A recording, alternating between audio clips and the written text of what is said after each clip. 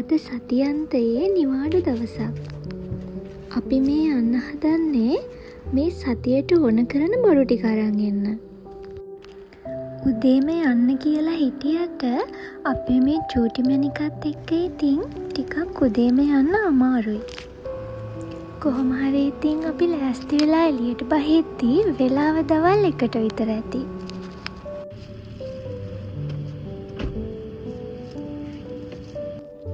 මුලින්ම අපි ගියේ එළවලු කඩේට.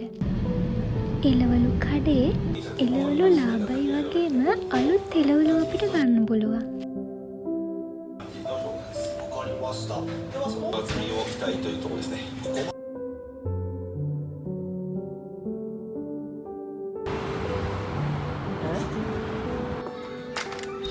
ඊට පස්සේ ඉතින් අපිට ඕන කරන අනිත් බඩු ටිකත් ගන්න අපි ගියා සුපර් මාකට් එකට.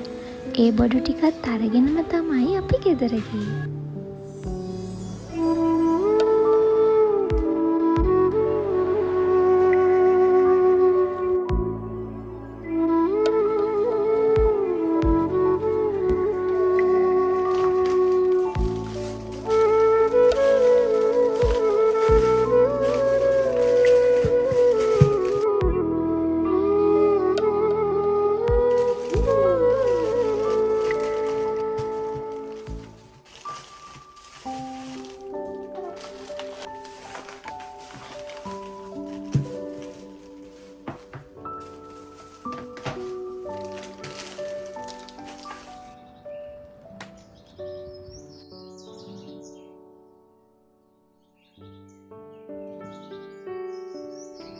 ගෙදරට ආව ගමන් මම ආව මගේ වගාවට.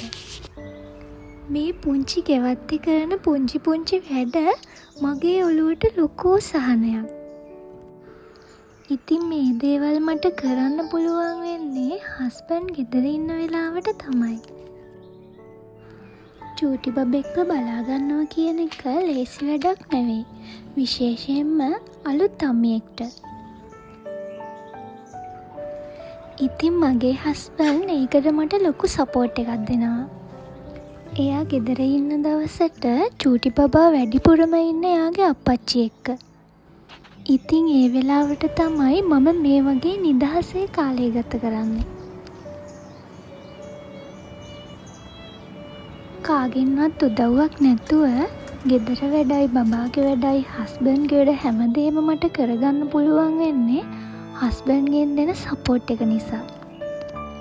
ඉතින් මට නම් හිතෙන්නේ ඒ වගේ හස්බන්ඩ් කෙනෙක් මට ලැබෙන්න මම ගොඩක් පින් කරලා ඇති.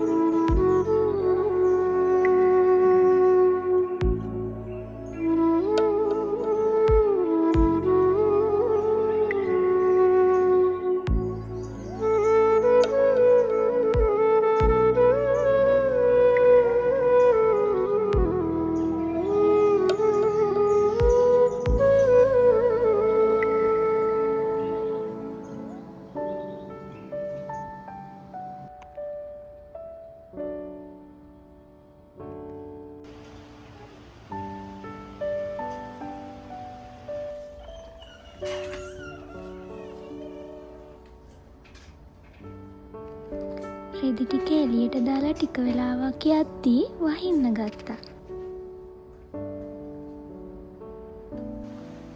චූටි පොද වැස්සකින් පටන් ගත්ත වැස්ස අවසානයේ ලොකු ඇස්සක් වුණා.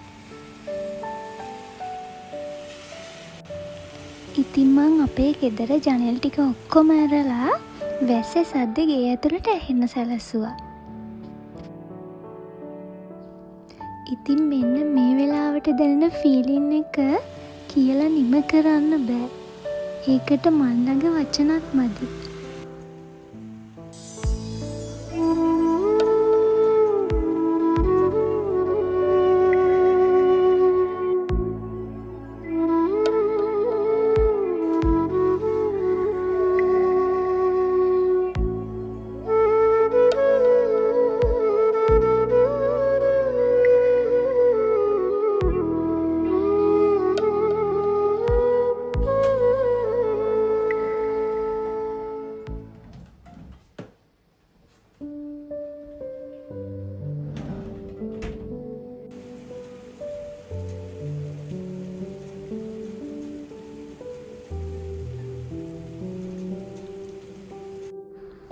ඉතින් වැස්සෙම වොෂ් එකක් දාගෙන එද්දී හස්බන්ඩ් බඩ ඉරිඟු තම්බන්න තමයි මේ ලෑස්ති වෙන්නේ.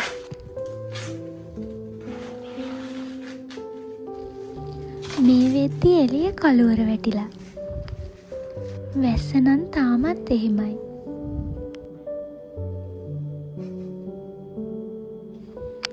ඉතින් මේ වැස්සේ ජනේලෙ ළඟට වෙලා අපි තුන්දෙනත් එක්ක උණු උණුවේ බඩ ඉරිඟු කෑවා.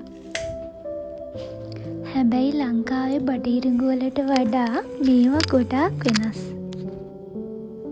ඉතින් මේ විදිහට අද දවසේ මතක ටිකත් මගේ දිනපොතට එකතු වුණා.